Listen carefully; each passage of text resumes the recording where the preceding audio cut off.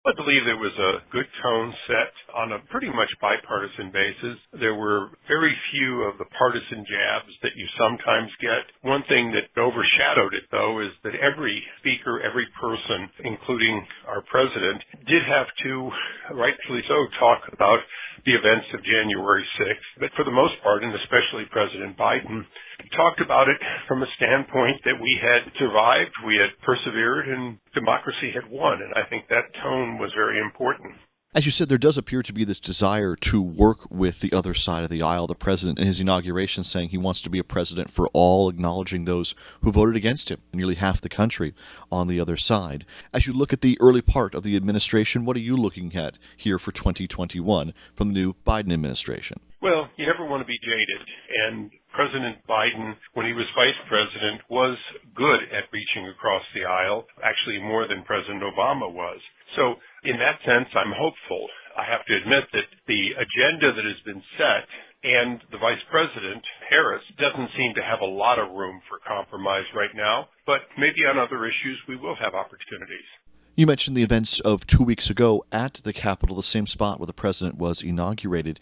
How do we, as a country, as a Congress, as the administration working across the aisle or with Congress, how do we move forward here in 2021? Well, I think it's important that there be a thorough evaluation and prosecution of those responsible, but also that we move on past those events.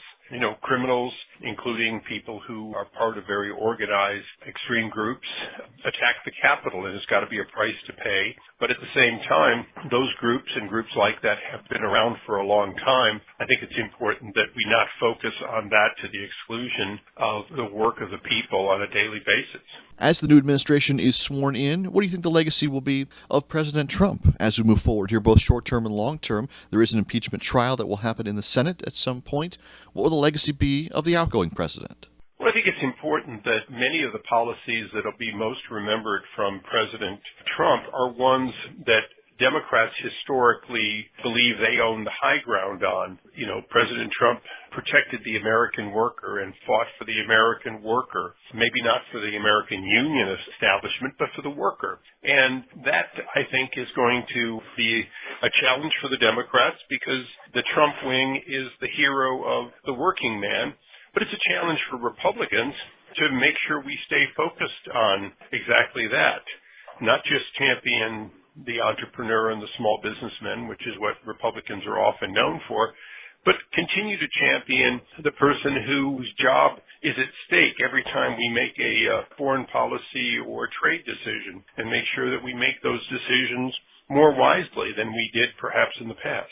And so as we begin this new administration and a new Congress, what are you looking forward to here in 2021? The Republicans still a minority party, did pick up seats in the House, but still on the minority side.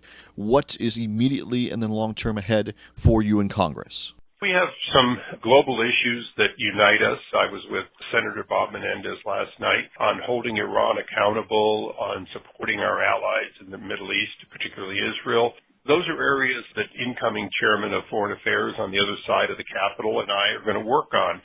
I was there with the ranking member, Michael McCall, who's the counterpart in the House. So on the global issues, I think we're going to work together as we always have. As you know, Juan Vargas is also on the Foreign Affairs Committee with me. But then more locally, in the last Congress, Congressman Vargas was able to get $300 million to help with the border and with our constant problem of sewage in the Tijuana River.